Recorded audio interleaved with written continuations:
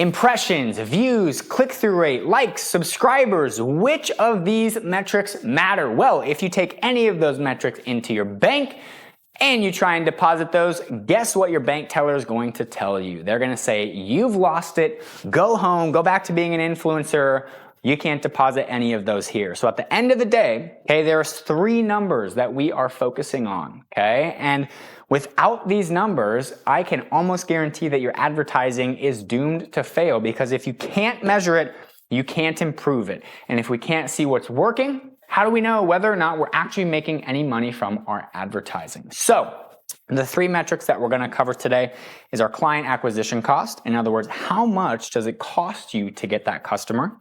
Our cash flow conversion cycle, okay? When we put the money out, how long does it then take for us to make that money back? And then finally, our lifetime value and our lifetime gross profit. In other words, how much is that client going to spend with us over the lifetime of their relationship with the business? The average accounting firm, client stays with them for 7 years, okay? If someone's spending $12,000 or let's just say $10,000 a year over 7 years, that's $70,000 in lifetime value for your business, okay?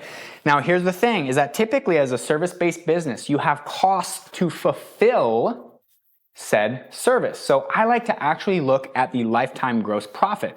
So for example, if somebody spends $70,000, but it costs you $7,000 in labor to fulfill that over the lifetime, then really your lifetime gross profit is $63,000, because you take the $70,000 lifetime value minus what it costs to fulfill that service, COGS if you're selling a product, right? Cost of goods sold, and you're left over with $63,000. So how do these all relate together?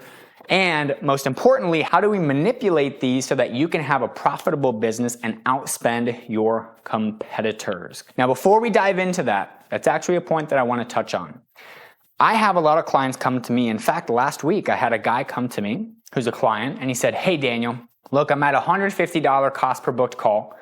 And the booked calls that were coming in, their average revenue is $5 million a year with $750,000 AGI. And I said, we can try and make the ads 1 or 2% better, but at the end of the day, you already have the lowest cost per booked call amongst all my clients. So even if we make the ads a little bit better or a lot better, you're not gonna get much better than $150 cost per booked call with a business owner who's doing $5 million a year. Instead of looking at your ads, okay, and your booked call, your show up rate's 50%. Your close rate is 10%. Instead of looking at, oh, okay, here's the shiny object, how can I, make my ads cooler or prettier or a cooler hook? Dude, your ads are doing great. That's not where your bottleneck is. Your bottleneck is in your show rate and your close rate. You have to get that dialed in, because it'll then allow you to afford more in that client acquisition cost. Your client acquisition cost is not high because of your ads. Your client acquisition cost is high because of your show rate and your close rate, okay? So instead of thinking about, hey, how can I spend less to acquire a customer? I like to ask the question, how can I engineer my business so that I can outspend all my competitors in the marketplace? Because at the end of the day, you're only going to be able to get your client acquisition cost so low. So instead of trying to get so low, how can you engineer your business to increase the lifetime value of that client? Okay, or how can you engineer it so that they can spend more money with you up front so that you can get more of that cash back in the business quicker, as opposed to parlaying it out over time? So how do we define client acquisition cost? Well, let's say that you spend $10,000 in advertising and you get 5 new clients that month. Well, you're gonna take $10,000 divided by 5 clients, and that gives you a client acquisition cost of $2,000 per client, okay? Now that brings us to the next number, which is your cash flow conversion cycle. If you acquire 5 clients at $2,000 a pop, but it takes you 12 months. Let's say you gave them a 12-month free trial. That's great if you have boatloads of funding and you don't need to make any money, okay? But I'm guessing that's not you. That's definitely not me, right? I'm in business to make money. I'm not in business to give services away for 12 months like a lot of these big funding companies.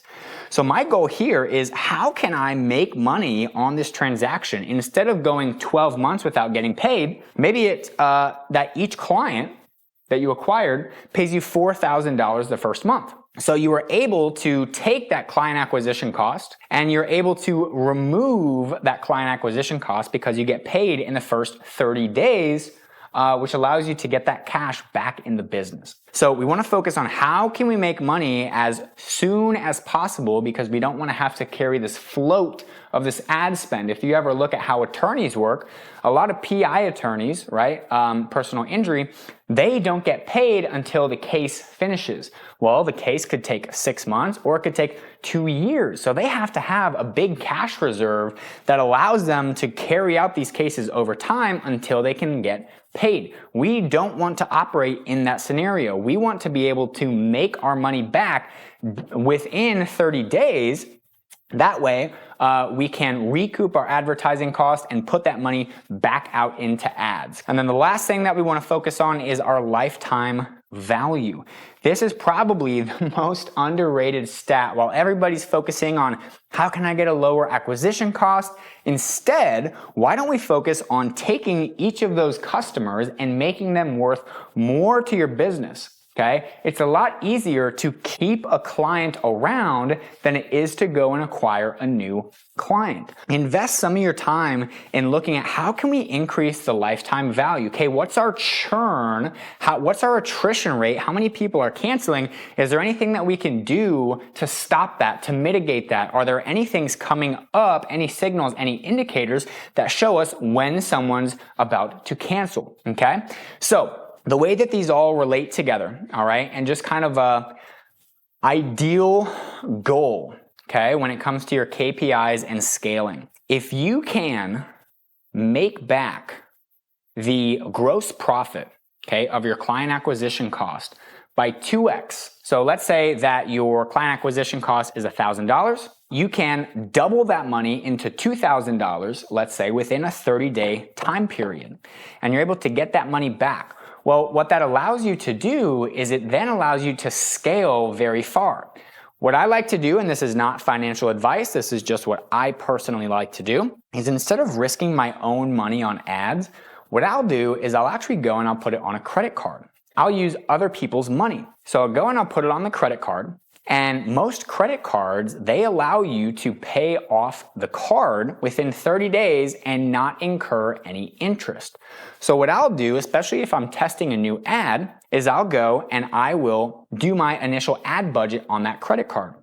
Now my goal is, again, to double that money within 30 days, the cash flow conversion cycle, because I will then be able to go take that money that I then got deposited in my bank account, pay off the card interest-free, and I now have capital left over that allows me to make a profit on the front end. I like to shoot for a 2 times return on investment when it comes to that client acquisition cost. If you can go higher, great, but I really like to shoot for at least 2 times initial return on investment or order value when it comes to the client acquisition cost. That way you have some margin, you have some room in there to really grow and scale, and it becomes a cyclical machine where you put the ad spend, right? You put your client acquisition cost on a credit card, you pay off the credit card within 30 days, and then essentially you are playing with house money, right? You paid off the initial principal, you paid off your initial gamble, and now you're just playing with house money. The difference is you get to become the house as opposed to the casino, right? So you're able to continue running this same play over and over and over and over again with the house money that you've made from the initial investment on that credit card, not incur any interest, and you're able to scale it up from there. Now, if you're doing anything less, okay, like let's say that you're putting in $2,000 and you're making $1,000 back, okay? I would be very careful here because it's going to take a longer time for you to break even on that client acquisition cost. You're going to start to incur additional costs, and it's going to be really hard to scale that if it takes a long time to break even and make back that initial money. So as you're looking at the different levers to pull, which we're about to review here in the next section, make sure that you focus on your client acquisition cost, your cash flow conversion cycle, focus on getting paid back within 30 days so you can leverage a credit card interest-free. You can pay it off before any interest accrues and play with the house money. And then finally, focus on that lifetime value. How can you make it so that you can outspend all the other competitors in your space and still be profitable based on how you have engineered your business? In the next video, we're going to dive into the different levers that you can pull in your advertising campaign.